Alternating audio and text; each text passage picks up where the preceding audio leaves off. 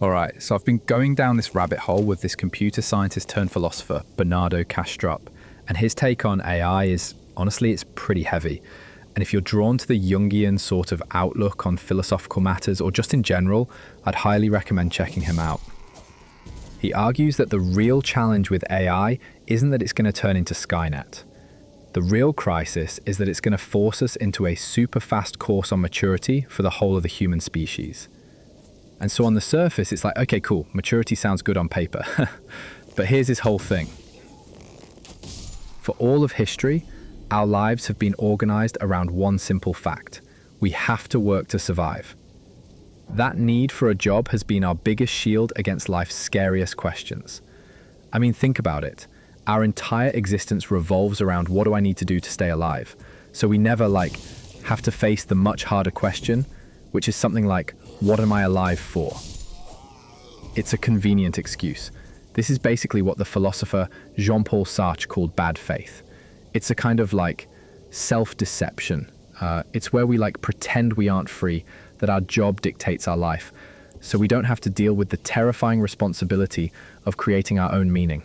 Kastrup's point is that AI is about to shatter that shield.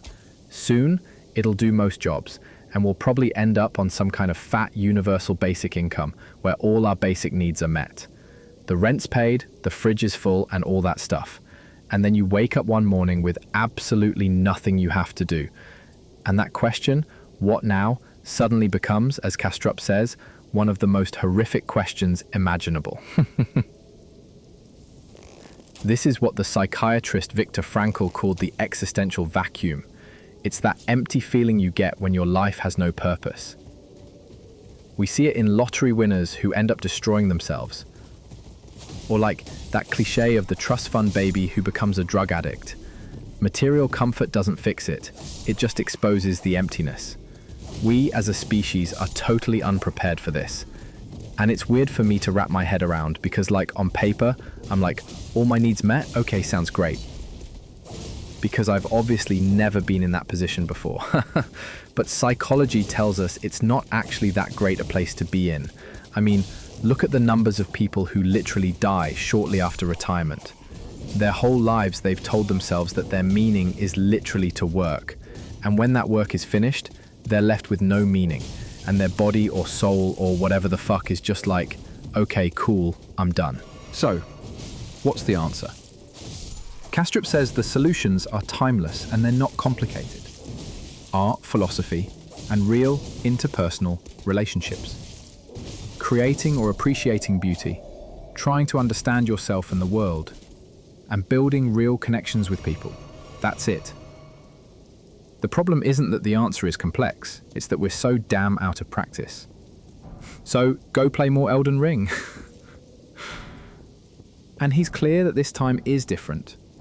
This isn't like the Industrial Revolution, which just gave us better muscles. He says AI is the first time we'll have a non-biological intelligence on the planet.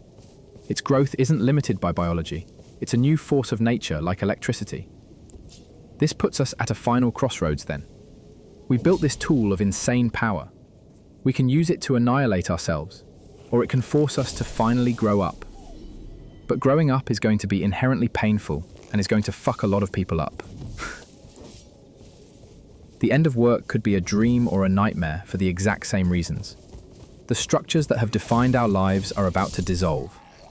What happens next depends on whether we can finally answer that big question one by one. And the choice is now unavoidable.